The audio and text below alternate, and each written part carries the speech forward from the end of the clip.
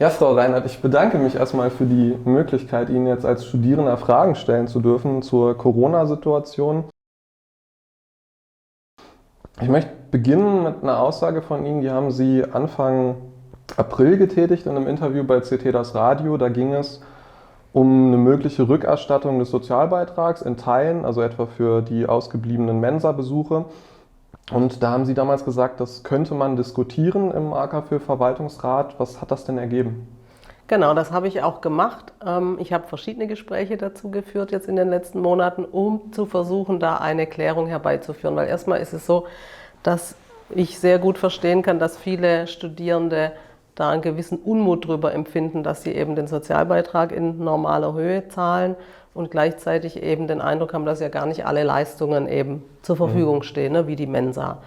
Und jetzt ist die Situation aber relativ komplex, weil man eben sehen muss, dass das AKFÖ, das ja diesen Sozialbeitrag einen großen Teil davon kriegt, jetzt neben dem Ticket für die Burgestra ist das eben der zweitgrößte Batzen, dass das AKFÖ eben durch die Corona-Krise auch in ziemliche Schieflage geraten ist, weil eben denen der ganze Umsatz und die ganzen Einnahmen aus den Mensen, Cafeterien und Wohnheimen zum Teil auch weggebrochen ist. Und das AKFÖ hat darauf reagiert, unter anderem indem sie einen Großteil ihrer Beschäftigten auch in Kurzarbeit geschickt hat. Das rettet die im Moment ein bisschen und die haben auch noch einen Zuschuss vom Land bekommen.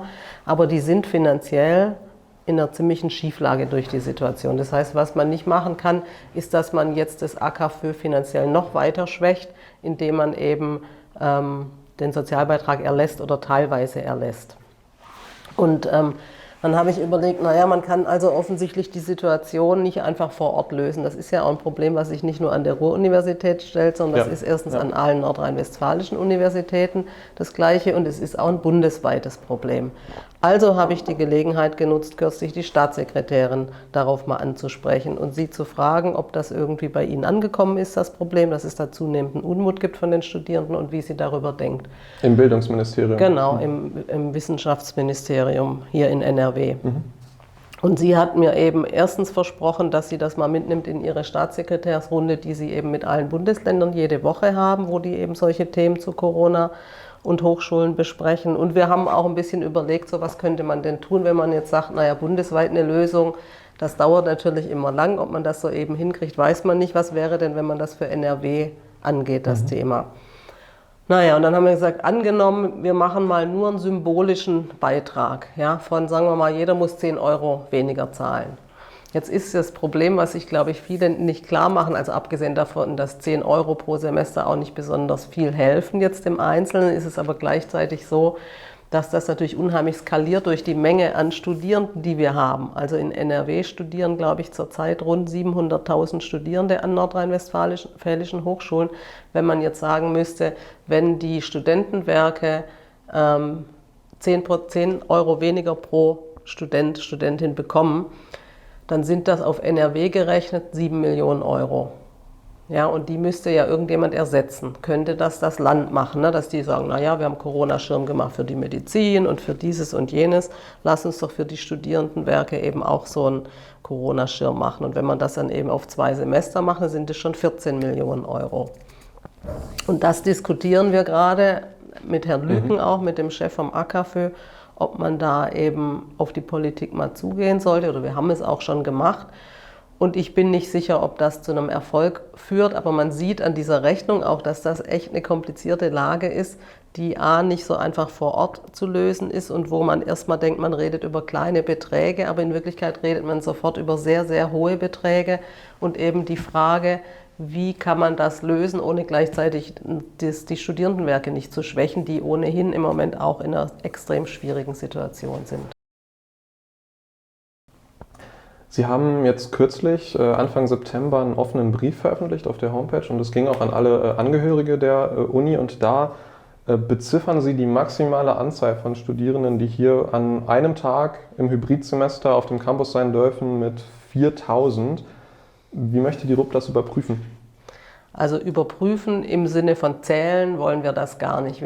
Das ist eine Planzahl, diese 4.000. Also wir haben gesagt, so wie viel Fläche haben wir denn zur Verfügung in Seminar- und Hörsälen gedacht und was könnten wir denn maximal zulassen, wenn wir gleichzeitig noch die Abstandsregeln einhalten und die ganzen Regeln aus der Corona-Schutzbedingungen. Da wären das noch ein Stück mehr. Wir haben aber eher konservativ gerechnet, haben gesagt, wir machen mal als Planzahl, sagen wir 4.000 ist das Maximum. Und jetzt, liebe Fakultäten, habt ihr folgende Rahmenbedingungen: Abstand, Erstsemester bevorzugen und so weiter und so fort. Und jetzt fangt bitte mal an zu planen. Und ich glaube, dass wir das gut hinbekommen, und wir wollen das nicht zählen und die Zahl kontrollieren. Was wir natürlich machen, ist, dass wir, sagen wir, aufmerksam die Situation beobachten, ob sich in einzelnen Gebäuden Situationen ergeben, wo es sich knubbelt, wie man jetzt umgangssprachlich sagen würde. Und dann muss man natürlich irgendwie eventuell nachsteuern oder überlegen, was man da noch machen kann. Knubbeln tut sich ja auch vor allen Dingen bei der Anfahrt. Das ist ja seit jeher eine Eigenart der RUP, dass die meisten mit der U35 kommen und auch wieder fahren. Steht die Uni da in Kontakt mit der Bogestra, dass man vielleicht sagt, wir brauchen entlastende Ersatzbusse oder wir müssen die Taktung zu bestimmten Uhrzeiten erhöhen? Ja, also wir stehen mit der Bogestra, ich weiß nicht, seit vielen Jahren zu dem Thema in Kontakt, und die Taktzahl lässt sich nicht mehr erhöhen, weil die ja zu den normalen Semester- und Schulzeiten, glaube ich, schon im 3-Minuten-Rhythmus fahren, und es lässt sich auch kein weiterer Wagen anhängen, weil die Bahnsteige nicht lang genug sind. Es ist aber so, dass wir mit diesen 4.000 pro Tag treffen wir auf eine Situation in der U35, wo pro Stunde in eine Richtung 5.000 Menschen transportiert werden können. Das ist sozusagen das, was die Bogestra im Normalbetrieb kann. Wenn man das auf den Tag rechnet, aber es gibt ja bestimmte Stoßzeiten, ich weiß nicht, morgens 8 bis 10 und dann 16 bis 18 Uhr wieder zurück. Genau. Also im Moment ist es so, dass wir davon ausgehen, dass dadurch, dass die praktisch normalen Takt fahren, also alle 3 Minuten, alle Wägen, und mit dieser Kapazität, die eben bedeutet, dass man pro Stunde diese 5.000 Menschen produzieren kann, und wir ja davon ausgehen, dass wir pro ganzen Tag 4.000 nur an Studierenden jetzt auf dem Campus haben, gehen wir davon aus, dass es nicht zu diesen Überfüllungssituationen kommt. Aber auch das müssen wir beobachten, und eventuell muss man an den Anfangszeiten von Präsenzveranstaltungen vielleicht nochmal nachskalieren, ja, dass man sagt, die fangen dann eben um 12:30 an und gehen dann 1,5 Stunden oder wie auch immer. Ich möchte noch ein bisschen jetzt auf dem Campus bei der Raumsituation bleiben. Es gibt ja durchaus einige Räume, einige Gebäude, wo es keine Fenster gibt, in Seminarräumen, in Hörsälen. Beispielsweise jetzt im Neubau NGD war das ja auch nach der Eröffnung eine Kritik der Studierenden. Stellt die RUP denn sicher, dass in Räumen, wo nach Maßgaben des RKI die Belüftung nicht ausreichend geschehen kann, keine Veranstaltungen stattfinden? Also davon gehe ich aus. Ich habe noch nicht gehört, dass wir Räume haben, die diese Bedingung gar nicht erfüllen, weil wir haben ja in den Räumen, wo wir nicht lüften können, haben wir ja Umluft- und Umluftanlagen heißen die, glaube ich, die wir jetzt so eingestellt haben, dass die zu 100% Frischluft in die Räume pusten. Also unter Normalbetrieb, früher war das so, dass das immer eine Mischkalkulation war, dass die 50% ausgetauscht haben und 50% nochmal umgepustet haben. Und jetzt sind alle Lüftungsanlagen so gestellt, dass die zu 100% auf Frischluft gestellt sind, sodass ich bis zu Ihrer Frage davon ausgehe, dass auch unsere innenliegenden Räume das alle erfüllen, und täten sie es nicht, würden wir da wohl keine Lehrveranstaltungen machen. Jetzt sind nicht nur die Gebäude der einzelnen Fakultäten und der Verwaltung Teil dieses Campuslebens hier, sondern auch die Buchhandlung im Unicenter, im Campuscenter, das Café und so weiter. Ich habe gelesen, dass die RUP jetzt ihre Buchbestellung über die Buchhandlung Scharten abwickelt im Unicenter, und dann gab es einen BSZ-Artikel, der Kollege hat Jens Wielkop, also den Pressesprecher, gefragt, ob es da auch weitere Hilfsmaßnahmen für andere hier schon alteinsässige Betriebe gibt, beispielsweise die Buchhandlung im Campuscenter. Da hatte der Besitzer gesagt, bis Oktober kann er maximal durchhalten, dann ist Schluss. Ja. Und Jens Wielkop hat gesagt, das ist derzeit nicht geplant. Warum wird Scharten geholfen und den anderen nicht? Also, dass Scharten nur geholfen wird, ist mir auch neu. Es ist so, jetzt erstmal zu den Büchern, oder vielleicht mal einmal noch einen Satz grundsätzlich. Also die Situation für viele Einzelhändler, also gerade auch jetzt im unmittelbaren Umfeld der Uni, ist generell dramatisch. Ja, da muss man nur durch den Unicenter gehen, und da kann man sehen, dass sich die ohnehin schlechte Situation jetzt in den letzten Wochen und Monaten noch verschärft hat.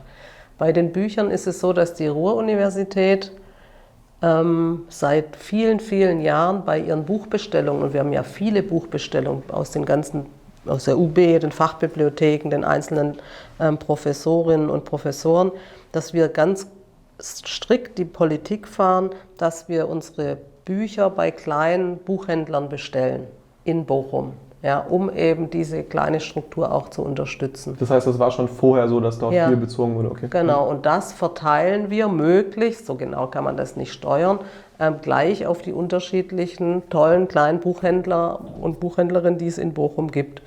Und mir ist nicht bekannt, dass wir jetzt sozusagen eine Verschiebung vornehmen wollen, weil das würde ja bedeuten, dass wir jetzt zum Beispiel, sag mal, bei der Buchhandlung Jansen in der Stadt weniger bestellen, um bei Schaden mehr zu bestellen.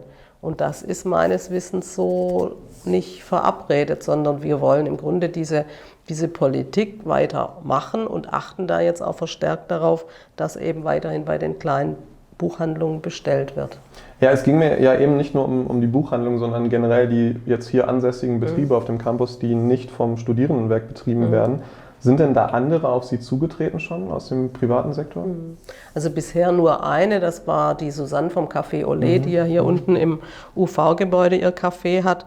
Und die hat dann auch ein Hygienekonzept gemacht, das sie ja dann auch umgesetzt hat. Und der haben wir, so früh es möglich war, dann auch erlaubt, ihren Laden wieder aufzumachen. Und sagen wir mal, ich kann nur alle auffordern, wenn sie auf dem Campus sind, kauft einen solidarischen Kaffee und esst ein solidarisches Brötchen bei Susanne, weil sie hat eben sehr wenig Umsatz und es geht ihr nicht gut. Andere sind auf mich noch nicht zugekommen. Man darf sich das aber auch nicht so vorstellen, dass wir als Universität, wir kriegen ja unser Geld vom Land für Forschung und Lehre und wir können jetzt nicht ohne Anlass irgendwie Geld jetzt zum Beispiel für Hilfsmaßnahmen, für Bereiche, die eben nicht unmittelbar mit Forschung und Lehre zu tun haben, verwenden. So wird es nicht gehen. Aber klar, wenn auf dem Campus eben Unterstützung benötigt ist, wird so wie eben bei Susanne, dass die sagte, bitte, bitte, bitte, so früh es irgend geht, ermöglicht mir wieder aufzumachen, dann prüfen wir das sehr wohlwollend. Das Gleiche haben wir auch mit dem Café vom AStA auch gemacht, dass wir eben gesagt haben, wenn ihr einen To-Go-Verkauf machen wollt, ne, so wie die Susanne, dann reicht ein Konzept ein, dann könnt ihr das gern machen. Nicht nur Corona hat die RUP hart getroffen, da gab es ja noch ein anderes Virus Anfang des Semesters. Nein, das habe ich schon vergessen. Und ich finde, Rechenzentrum und IT-Services haben da einen großartigen Job geleistet. Ja, und das ist nett, dass Sie das sagen. Schnell gelöst und mit dem größtmöglichen Einsatz wieder zum Laufen gebracht. Dennoch bleibt für mich da die Frage, braucht die RUP für so unvorhergesehene Dinge nicht mehr Personal im IT-Bereich, gerade wenn es jetzt bei vielleicht einem, vielleicht noch 2 kommenden Hybridsemestern darauf hinauslaufen wird, dass viele Dinge online stattfinden. Ich meine, fähige Absolventinnen, Absolventen gibt es ja direkt hier drüben an den I-Gebäuden. Ja, also wichtig ist ja jetzt aus diesem Hackerangriff zu überlegen, was haben wir daraus gelernt und was müssen wir verändern, damit uns in Zukunft sowas am besten gar nicht mehr trifft oder wenn es uns trifft, wie wir eben schnell wieder aus so einer Krisensituation rauskommen. Und für mich stehen da im Moment, aber wir fangen jetzt gerade mit dem Auswertungsprozess an, stehen aber 2 Fragen im Vordergrund. Das eine sind organisatorische Fragen, also wir haben zum Beispiel ein IT-Sicherheitskonzept an der Ruhr-Universität. Ist dieses IT-Sicherheitskonzept eigentlich ausreichend oder müssen wir dann nochmal Prozesse verändern? Und das ist sozusagen, sind organisatorische Fragen. Und die andere Frage sind technologische Fragen. Also ist eigentlich unser Active Directory, das war ja eben betroffen, ist das jetzt so aufgebaut, dass das einem vergleichbaren Angriff besser standhalten würde? Und das haben wir jetzt im Zuge des Wiederaufbaus eben gemacht. Ja, also wir haben sozusagen die Systeme nicht 1:1 so aufgebaut, wie die vorher waren, sondern wir haben die Gelegenheit genutzt. Das hat uns dann auch 2 Wochen gekostet, zu sagen, wir machen jetzt sozusagen Cut und bauen das ganze Ding so auf nach einem neuen Konzept, was das eben angriffssicherer macht oder ja, wie sagt man da, krisenfester macht. Also jedenfalls besser schützt vor Angriffen. Also das ist sozusagen organisatorisch und technologisch. Ich glaube, diese Frage nach mehr Personal, die fragt sich sozusagen schnell, da bin ich mir noch nicht ganz sicher, aber wir haben ja, am 7. Mai war, glaube ich, der Hackerangriff. Und dann das ist genau wie Sie sagen, die Kolleginnen und Kollegen haben echt Unglaubliches geleistet in der Zeit. Und wir waren insgesamt nach 7 Wochen so gut wie durch, also so, dass im Grunde alle wieder arbeiten konnten, die von diesem System abhängig waren. Und das ist unglaublich kurze Zeit. Dann haben wir die erstmal in Urlaub geschickt und jetzt sind die wieder an Bord und ich habe jetzt, glaube ich, diese Woche das erste Treffen zum Thema Lessons Learned zusammen mit dem Rektor, wo wir uns mit den Kolleginnen und Kollegen zusammensetzen und mal hören, was die eigentlich denken, was wir für Maßnahmen ergreifen müssen, um da eben noch besser zu werden. In dieser Zeit, nach dieser Zeit ging es ja auch viel in der Kommunikation zwischen Studierenden und Universität auf Social Media um die Frage Moodle und Zoom. Das sind ja externe Anbieter, die waren häufig sehr stark überlastet. Ist ja auch klar, nicht nur die RUB hat sie genutzt, sondern nahezu jedes Büro, jede andere Hochschule, Institution in Deutschland oder weltweit. Könnte man da nicht auch über eigene Plattformen nachdenken, die das ergänzen? Also Moodle wird aber von uns gehostet. Also das ist so ein Produkt, was wir sozusagen eingekauft haben, aber wir hosten das hier auf unseren Servern Moodle. Und Moodle war am Anfang des Corona-Semesters und dann, als der Hackerangriff kam, in der Tat wackelig. Und wir haben in der Zeit aber Moodle ziemlich um- und aufgerüstet, so dass meines Wissens eigentlich, nachdem auch diese Situation Anfang Mai überwunden war, Moodle stabil laufen müsste. Zumindest habe ich jetzt am Ende des Semesters nichts anderes mehr gehört. Und bei Zoom sagen Sie, das wäre auch wackelig, oder was haben Sie zu Zoom? Nun, da gab es einige Rückmeldungen auch auf den Social-Media-Portalen der RUB, dass nicht alles immer sehr glatt abgelaufen ist, dass nicht alle immer ausreichend ihre Seminare mitbekommen haben dadurch. Okay. Vielleicht auch durch diese Einstellungsphase am Anfang, dass jeder da noch neu drin war, aber das sind so die Rückmeldungen, die ich da rausgezogen habe. Also meine Beobachtung ist nämlich, dass ich bis heute mich wundere, wie eigentlich das die Welt geschafft hat. Das könnte man auch dazu sagen, natürlich. Wirklich, also in so kurzer Zeit mit diesen Produkten. Jetzt gibt es dann irgendwie 4, 5 große Anbieter, auf die sich alle gestürzt haben. Und diese Anbieter haben das ja auch in einer wahnsinnig kurzen Zeit geschafft, ihre Plattform da so, also irre, ja, so dass ich finde, dass es eigentlich wahnsinnig stabil gelaufen ist, gerade mit Zoom. Und ich weiß aber natürlich, dass wenn man, so wie das bei mir auch die meiste Zeit war, wenn man jeden Tag 8 Stunden im Zoom sitzt. Das schlaucht. Genau, das ist erstens wahnsinnig anstrengend und wenn es dann in den 8 Stunden mal, sagen wir mal, auch mal ein paar Minuten wackelt, dann ist man super genervt und hat das Gefühl, das Ganze funktioniert überhaupt gar nicht. Aber ich glaube, das ist einfach auch, weil man mit den Nerven zum Teil so ein bisschen schlecht zurecht war irgendwann. Also wir waren eigentlich mit Zoom sehr zufrieden und finden, dass wir Moodle jetzt auf einem Stand haben, der wirklich gut funktioniert. Wenn es konkrete Hinweise darauf gibt, dass das eben nicht so ist, insbesondere bei Moodle, dann bitte die konkreten Hinweise gern an die Kolleginnen und Kollegen von IT-Services oder vom Zentrum für Wissenschaftsdidaktik. Frau Reinert, abschließend, was wünschen Sie sich jetzt? Wir haben alle die Erfahrung von einem Digitalsemester, jetzt kommt ein Hybridsemester mit ein paar Kursen hier. Was wünschen Sie sich für dieses Semester und wovor haben Sie Angst? Also erstmal wünsche ich mir, dass wir im Austausch bleiben darüber, wie es läuft, weil ich weiß nicht, ob das deutlich geworden ist über den offenen Brief. Die Frage, was ist denn das Richtige für unsere Studierenden, für unsere Beschäftigten, um die Frage ringen wir ja jeden Tag. Und ich bin jetzt kürzlich gefragt worden, war das eigentlich richtig, im März die Uni zuzumachen? Also wenn ich jetzt heute nochmal entscheiden müsste mit all dem, was ich jetzt weiß ich gar nicht, ob ich es genauso machen würde, aber ich weiß, dass es in dem Moment mit den Informationen, die wir zur Verfügung hatten, eben richtig war. Und also was mir wichtig ist, ist, dass die ganzen Studierenden und Beschäftigten auf dem Campus wissen, dass wir um diese Frage, was ist das Richtige, dass wir da wirklich jeden Tag ringen und es nach bestem Wissen und Gewissen machen. Und deswegen ist es uns auch wichtig, mit dem Dialog eben zu fragen oder in die Uni reinzufragen, wie kommt das bei euch an? Glaubt ihr, wir sind auf dem richtigen Kurs? Wo ist das? Wo bringt euch das an eure Grenzen? Wo müssen wir nachsteuern? So, also erstmal wünsche ich mir diesen Dialog weiter jetzt fürs Wintersemester, weil das wird eine spannende Zeit, vor allem Ende Oktober, Anfang November. Auf die blicke ich etwas nervös auch. Und was ich mir dann wünsche, ist, dass eben unsere Studierenden wieder ein bisschen so ein Gefühl kriegen von, ich studiere, ich habe irgendwie ein bisschen Campusleben, ich habe ein soziales Miteinander mit meinen Kommilitoninnen und Kommilitonen, weil ich glaube schon, dass dieses soziale Leben während des Studiums wesentlich beiträgt zum Studienerfolg. Dann danke ich Ihnen für das Gespräch. Ja, ich danke auch.